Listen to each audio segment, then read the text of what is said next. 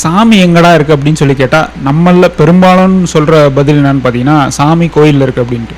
அப்படிப்பட்ட சாமியை நேற்று பார்க்க ஒரு கோயிலுக்கு போனாங்க.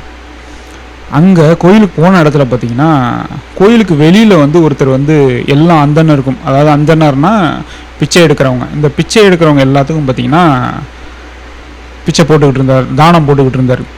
அந்த பிச்சைக்காரர்களோட கூட்டத்தில் ஒருத்தர் என்ன பண்ணுறாருன்னா, ஐயா சாமி நீ ரொம்ப நல்லா இருக்கணும் அப்படின்னு சொல்லி ஒரு பிச்சைக்காரர் அவர் வாழ்த்துறாரு. அப்புறம் அவர் பிச்சை போட்டுட்டு கோயிலுக்குள்ளார போகிறாரு.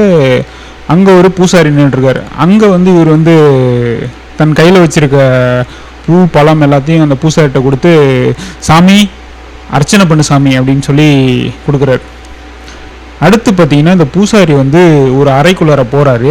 அந்த அறைக்குள்ளார பார்த்தீங்கன்னா கல்லால் ஆன ஒரு சிலை இருக்குது.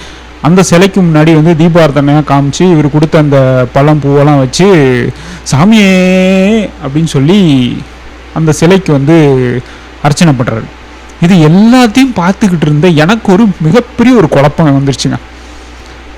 இந்த 3 பேத்துல யார் சாமி? அந்த பிச்சை போட்ட ஒரு சாமியா, இல்லை அந்த அர்ச்சனை பண்ண அந்த பூசாரி சாமியா, இல்லை அந்த அறைக்குள்ளார இருக்கிற கல்லால் ஆன அந்த சிலை சாமியா?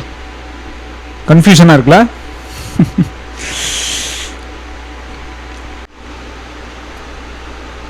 அப்போ யாரு தான் அந்த சாமி?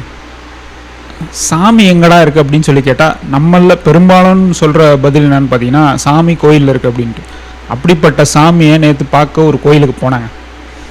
அங்கே கோயிலுக்கு போன இடத்துல பார்த்தீங்கன்னா கோயிலுக்கு வெளியில் ஒருத்தர் எல்லாம் அந்தனருக்கும், அதாவது அந்தனர்னா பிச்சை எடுக்கிறவங்க, இந்த பிச்சை எடுக்கிறவங்க எல்லாத்துக்கும் பார்த்தீங்கன்னா பிச்சை போட்டுக்கிட்டு இருந்தார், தானம் போட்டுக்கிட்டு இருந்தார்.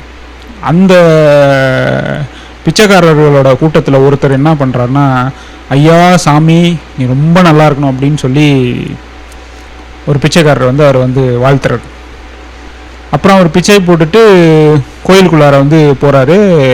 அங்கே ஒரு பூசாரி நின்றுருக்காரு. அங்கே இவர் தன் கையில் வச்சுருக்க பூ பழம் எல்லாத்தையும் அந்த பூசாரிகிட்ட கொடுத்து, சாமி அர்ச்சனை பண்ணு சாமி அப்படின்னு சொல்லி கொடுக்குறாரு. அடுத்து பார்த்தீங்கன்னா இந்த பூசாரி ஒரு அறைக்குள்ளார போகிறாரு.